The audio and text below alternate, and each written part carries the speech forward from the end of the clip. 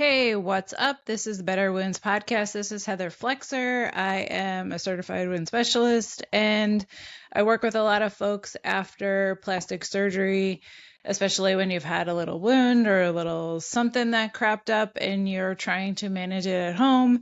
Maybe your doctor is not around you. Maybe you needed a second opinion. And so today I really wanted to talk about dressings because it's super confusing. There's thousands of products on the market. Like, what on earth are you supposed to use? So today, that's what we're going to try to do. This is not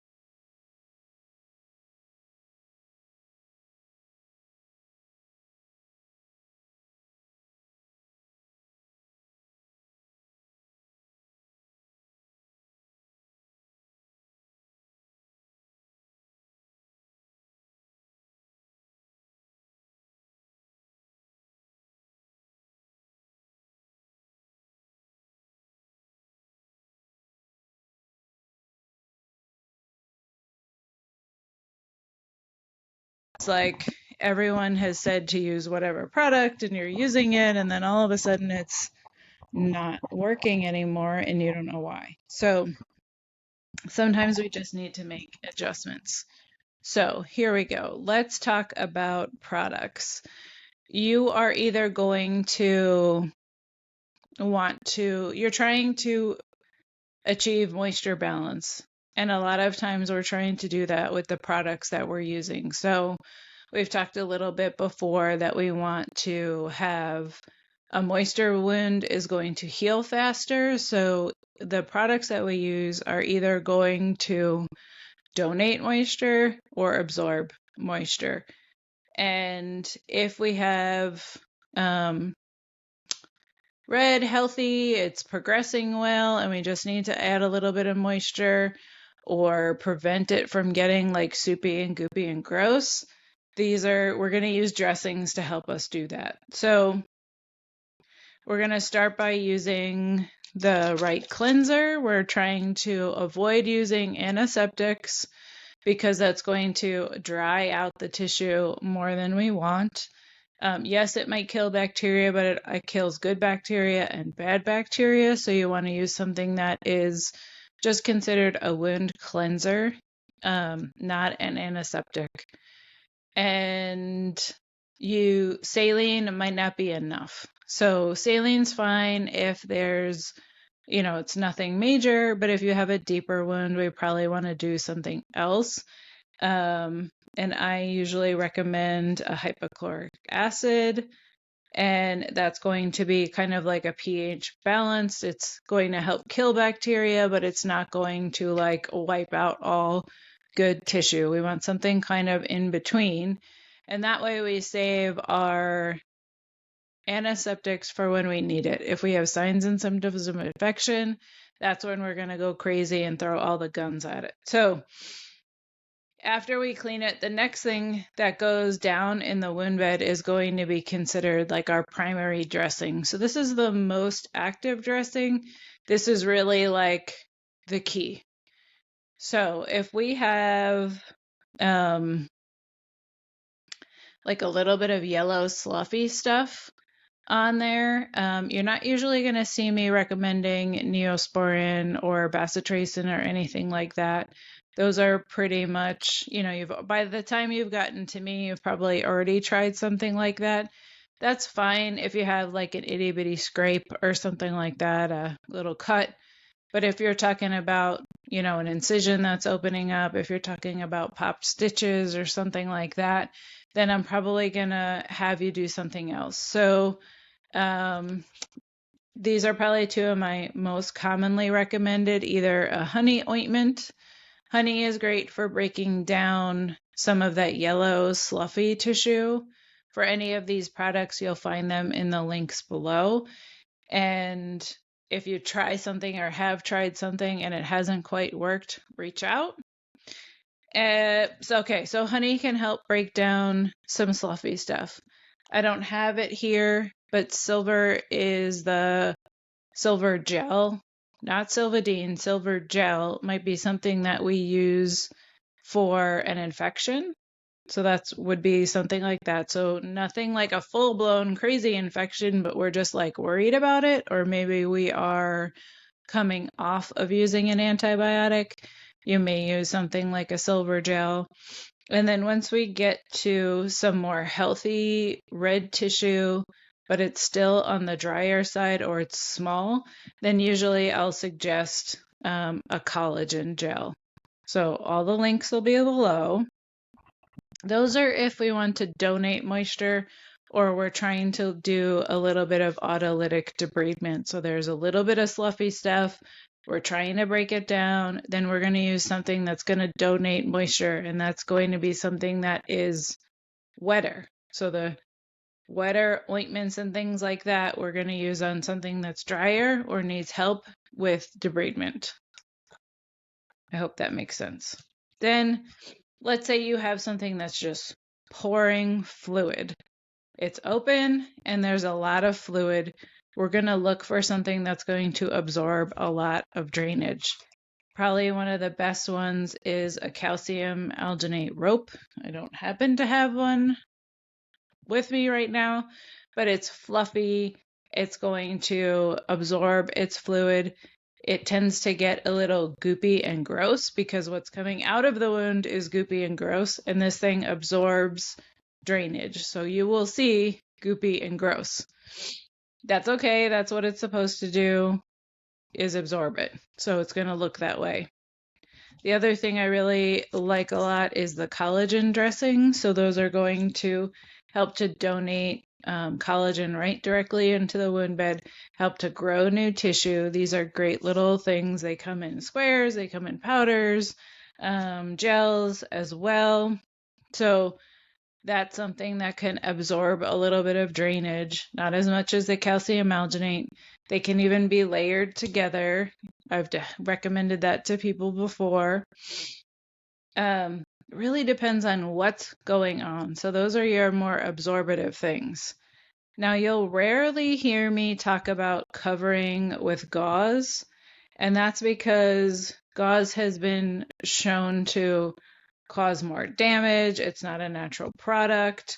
I tend to like it for cleaning, but you can see how if you're just covering a wound with gauze, it's basically like a cloth and there's tons of holes in it. So it's not going to provide a lot of barrier to infection. Plus, if this is something that you're packing into the wound bed, then ripping it out, that can cause damage. It's been proven to cause damage. So if your doc is recommending wet to dry, that's fine. If the wound is all necrotic and we're trying to remove that necrotic tissue, then that's fine to use gauze and do wet to dry. But if it's not, if it's like healthy, there's red tissue present, and now you're kind of stuck in this situation where the wound is not getting any better, there are so many better products on the market that isn't gauze. So I usually suggest gauze for cleaning the wound, trying to scrub off any necrotic tissue, not necessarily for what we're going to cover our wound with or pack our wound with. So gauze is great for cleaning. What else? So then what are we going to cover this thing with? Oh, wait, back to gauze. Really quick. There's these things like if you have a really tight hole to pack, sometimes it gets tight in there, and one of the only times you'll hear me talking about gauze is with packing strips. And that's if it comes in this tube with this long strip of gauze. So sometimes you need that for packing into a small hole. Why do we pack a wound? We pack the wound so that the bottom has a chance to come up to the surface. The new tissue has a chance to grow in.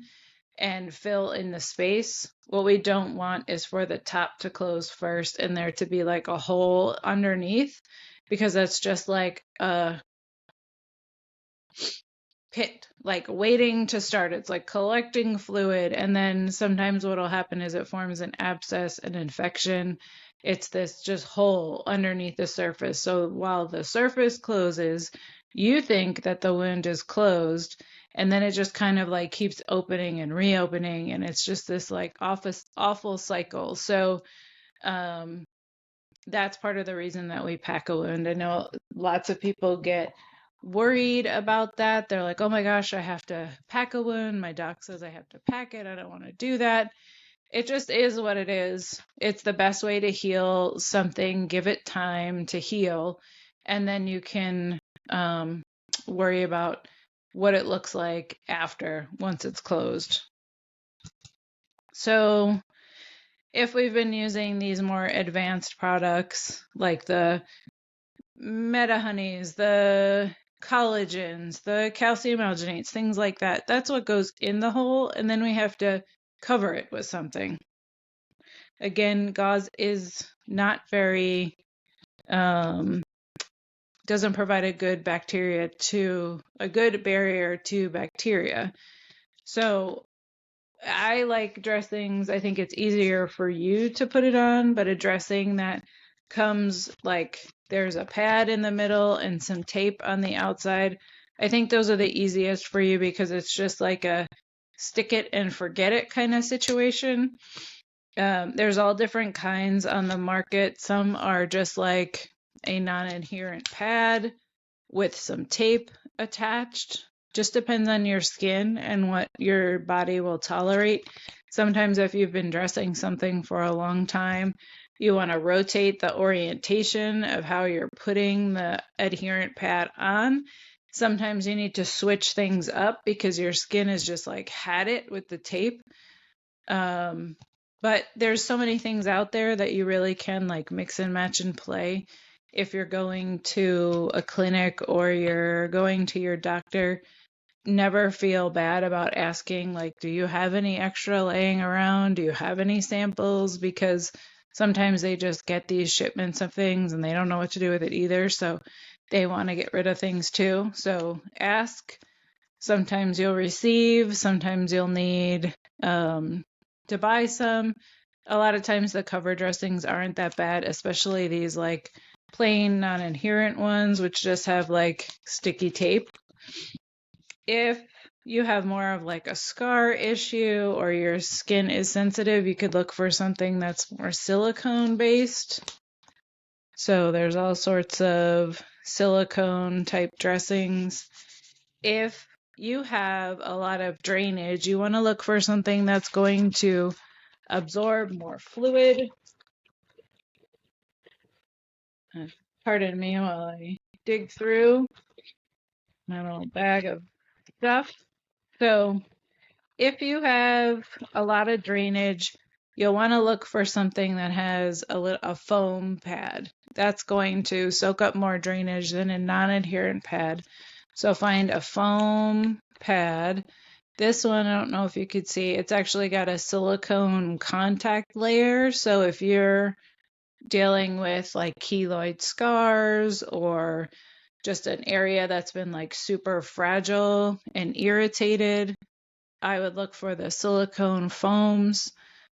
It usually has look for a silicone contact layer so that this doesn't, it sticks, but it's not as sticky, and it will help with the scarring. And then especially if you have a lot of drainage, you want something like this. Those are kind of your options with cover dressings. You can also use like generic ABD pads. Let's say it's draining a lot and you're needing to frequently change it. That's probably a cheaper option. The way I think about changing dressings and how often are you supposed to change dressings, what's your frequency, is number one, does that first initial thing that goes down, does that have a frequency of change. Like if you're putting a medication down and that medication needs to be changed every 12 hours and you've got to change it every 12 hours. If you're just doing it on drainage, then it's like having a baby's diaper, right? We don't necessarily want to leave a baby in a wet diaper because they're going to get a diaper rash. Same for your wound. You don't want to leave anything wet and gross like directly on good skin because you're going to wind up with a rash. You could develop a fungal rash from a wound. I've seen it before. It'll happen again, but just change it as if it was a baby's diaper. If it's wet, goopy, gross, change it. Swap it out, do it again. Sometimes you'll have these foams. I just found one. Those little silicone foams also come in small sizes, so it's great for that like T-junction situation. Some other options, let's say you are dealing with towards the end of healing and you don't want to change it as often. Sometimes you can use a hydrocolloid or even a transparent film. That's just going to give you a little bit of protection, but it's not really going to absorb a lot. And they also can stay on for a while. So you can see how overwhelming this can get. You're going to like be mixing and matching and trying to make things work. Sometimes what you need on one side isn't what you need on the other side. Sometimes wounds change and heal at different rates, and so you're just going to have to adjust. Again, this is a, general knowledge kind of situation. If you are in need of some help, please reach out. You can go to betterwounds.com/shop. There's the first option is a consult. You can grab one there. Use code podcast for a discount. Reach out to me on Instagram mostly. I'm on all the platforms. Wherever you see this, please rate, review, leave a comment. If you have any questions, I'll get to it at some point. So reach out, and I hope you found this useful. If you have any other information, if you have any questions, you need help, you know how to get me. All right, talk soon. Thanks for listening.